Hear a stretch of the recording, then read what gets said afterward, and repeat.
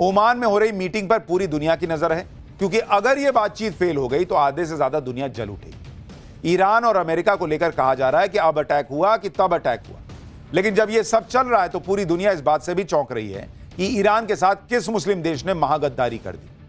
बात यह भी चल रही है कि अगर ईरान के साथ यह महागद्दारी हुई है और अमेरिका ने ईरान को ठोका तो फिर भारत और मोदी किसका साथ देंगे, क्योंकि अमेरिका और ईरान के बीच कई दिनों से जो भयंकर टकराव चल रहा है उसमें बात बहुत आगे बढ़ चुकी है।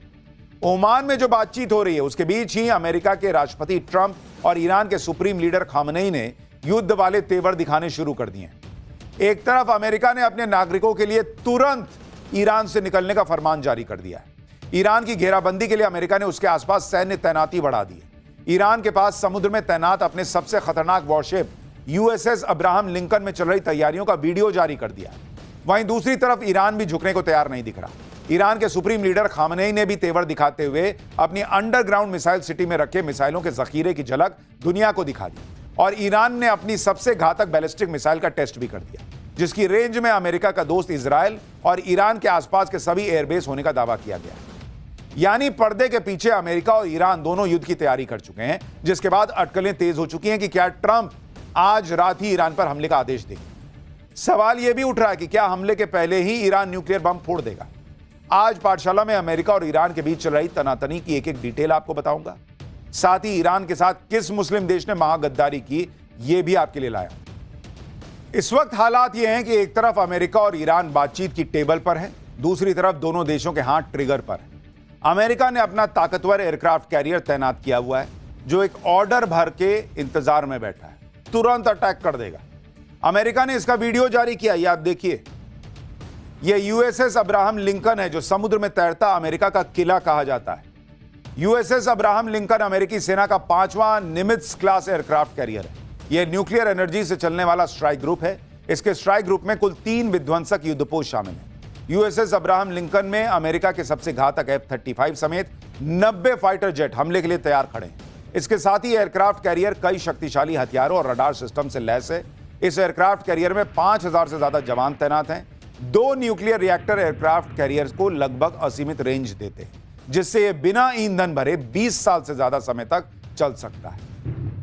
यूएसएस अब्राहम लिंकन ही नहीं, अमेरिका ने ईरान की घेराबंदी के लिए उसके आसपास अपनी सैन्य तैनाती भी बढ़ा दी, जिसकी गवाही वहां से आई सैटेलाइट तस्वीरें दे रही हैं। यह कतर में अमेरिकी एयरबेस की तस्वीर है, जहां कई अमेरिकी फाइटर जेट खड़े दिख रहे हैं। आप देखिए, कतर में अमेरिकी एयरबेस की एक और सैटेलाइट तस्वीर देखिए। 17 जनवरी की तस्वीर में एंटी मिसाइल सिस्टम तैनात नहीं दिख रहा, आप देख रहे हैं, जबकि 2 फरवरी को आप देखिए, वहां पर एंटी एयर मिसाइल सिस्टम तैनात नजर आ रहे हैं।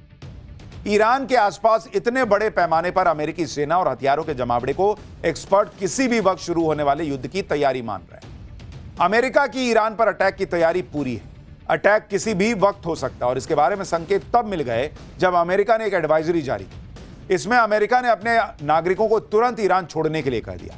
एडवाइजरी में कहा गया कि ईरान में सिक्योरिटी की टेंशन, सड़कों का बंद होना, पब्लिक ट्रांसपोर्ट में रुकावटें और इंटरनेट ब्लॉकेज जारी है। ईरान सरकार मोबाइल, लैंडलाइन और नेशनल इंटरनेट नेटवर्क तक लोगों की पहुंच सीमित कर रही है। ऐसे में अमेरिकी नागरिकों पर ईरान में सुरक्षा का खतरा बढ़ सकता है। उनके लिए अच्छा होगा कि वो किसी भी सूरत और किसी भी रास्ते से ईरान से निकल जाएं। आप ये भी देखिए कि इधर हमले की तैयारी, उधर बातचीत भी हो रही है। ईरान से बातचीत के लिए अमेरिका से ट्रंप के विशेष दूत स्टीव विटकॉफ और ट्रंप के दामाद जेड कुशनर ओमान की राजधानी मस्कट पहुंचे। वहीं ईरान से वहां के विदेश मंत्री अब्बास अरागची इस बातचीत के लिए पहुंचे। अमेरिका और ईरान के बीच डायरेक्ट बात नहीं हो रही, ओमान के जरिए बातचीत हो रही। लेकिन बातचीत के दौरान अमेरिका का रुख देखकर खामनेई के मंत्री ने भी कह दिया, ईरान झुकने वाला नहीं है और किसी भी उकसावे वाली कार्रवाई का मुंह तोड़ जवाब देगा। आप देख रहे हैं किस तरीके से तनातनी बनी हुई है, ऐसे में क्या ही बातचीत होगी। आप यह भी देखिए कि जो खामनेई मिडिल ईस्ट के मुस्लिम देशों के भरोसे अमेरिका को टक्कर देने की सोच रहे थे, उनमें से ही कुछ मुस्लिम देशों ने ईरान के साथ डबल गेम कर दिया। एक तरफ सऊदी अरब के प्रिंस मोहम्मद बिन सलमान खुले तौर पर ईरान की संप्रभुता के सम्मान की बात कर रहे थे, ईरान पर किसी भी तरह की सैन्य कार्रवाई का विरोध करते रहे।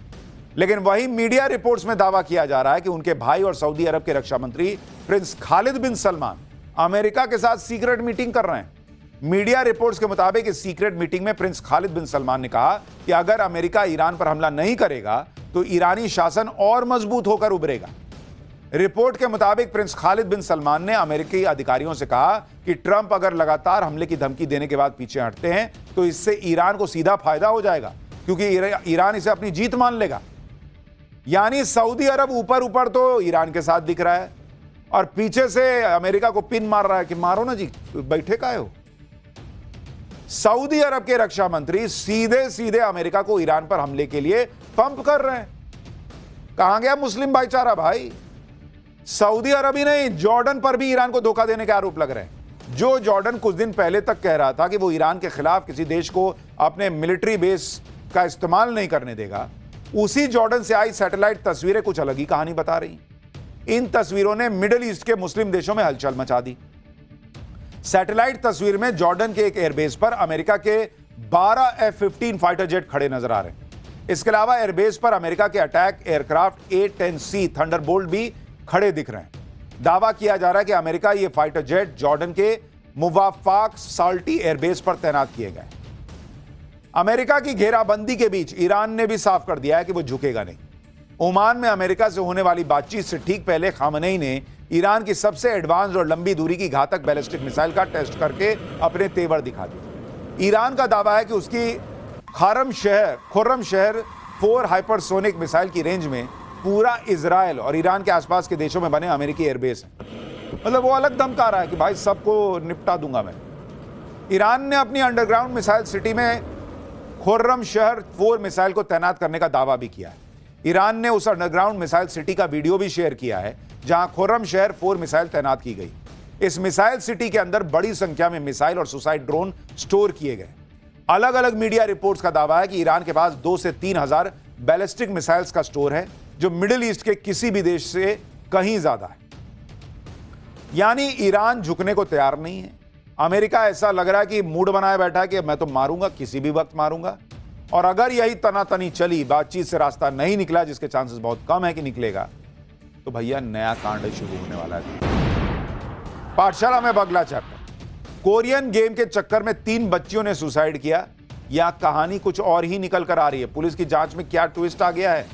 सुसाइड करने वाली लड़कियों के 2 मोबाइल में ऐसा क्या राज है जो सामने आना बहुत जरूरी है? अब इसका चैप्टर। गाजियाबाद में जिस तरह से 3 सगी बहनों ने एक साथ सुसाइड किया, वो लोगों को अब तक हैरान कर रहा है, क्योंकि ये बहुत ही चौंकाने वाला है कि एक साथ 3-3 बच्चे सुसाइड कर लें, वो भी एक कोरियन गेम के चक्कर में। लेकिन इस केस में ऐसे ऐसे राज हैं जो अभी खुलने बाकी हैं बॉस। अभी पुलिस के पास सबूत के तौर पर सुसाइड नोट और एक मोबाइल फोन है जिसे बच्चियां इस्तेमाल करती थी, कहा जा रहा है। लेकिन अब पुलिस को उन 2 फोन की तलाश है जो न सिर्फ बच्चों से छीन लिए गए थे, बल्कि घर से हटा भी दिए गए। बच्चियों के उन दोनों फोन में ऐसा क्या था जो पिता को पसंद नहीं था? उस फोन में ऐसे क्या राज छिपे हैं जो सुसाइड मिस्ट्री से पर्दा उठा सकते हैं क्या? गाजियाबाद में 12, 14 और 16 साल की 3 सगी बहनों की 9वीं मंजिल से कूदकर सुसाइड की खबर ने पूरे देश को हिलाकर रख दिया। इस रोंगटे खड़े कर देने वाले कदम के पीछे की वजह पहली बार जो बताई गई, उसमें ऑनलाइन गेम को जिम्मेदार बताया गया।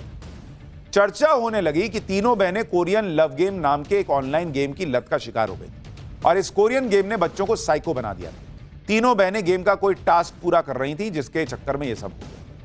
लेकिन अब जैसे जैसे जांच आगे बढ़ रही है, यह सवाल उठने लगा है कि क्या कहानी पूरी बताई ही नहीं गई।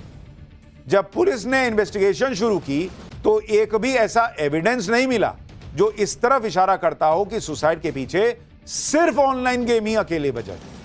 पुलिस कह रही है कि ऑनलाइन गेम में टास्क जैसी कोई बात सामने ही नहीं आई। पुलिस के पास अभी वो मोबाइल है जो आखिरी वक्त पर बच्चियां इस्तेमाल कर रही थी, लेकिन पुलिस को अभी 2 और मोबाइल की तलाश है। पुलिस के मुताबिक तीनों बच्चियों के पास 2 मोबाइल फोन होते थे, लेकिन पिता ने 6 महीने पहले एक फोन बेच दिया, जबकि 15 दिन पहले दूसरा मोबाइल भी बेच दिया। पुलिस की इन्वेस्टिगेशन अब इन्हीं दोनों फोन पर टिकी हुई, क्योंकि पुलिस मानकर चल रही है कि दोनों फोन में कुछ तो ऐसा था जो अभी तक सामने नहीं आया है, सामने आना जरूरी है। सुनिए पुलिस क्या बता रही है, फिर आपको पिता से जुड़ी हुई जो बात सामने आ रही है वो बताऊंगा। 2 मोबाइल बेचने की बात सामने आई है। एक उसने रिसेंटली बेचा था और एक मोबाइल करीब 6 महीने पहले बेचा था। तो पुलिस का प्रयास यही है कि इन दोनों मोबाइल को रिकवर किया जाएगा और इसमें जो भी डेटा है उसको रिकवर करके अगर उसमें कुछ अगर ऐसी चीज़ें आती है जिसमें किसी ऐप का इस्तेमाल हुआ हो या किसी टास्क बेस्ड ऐप का इस्तेमाल हुआ हो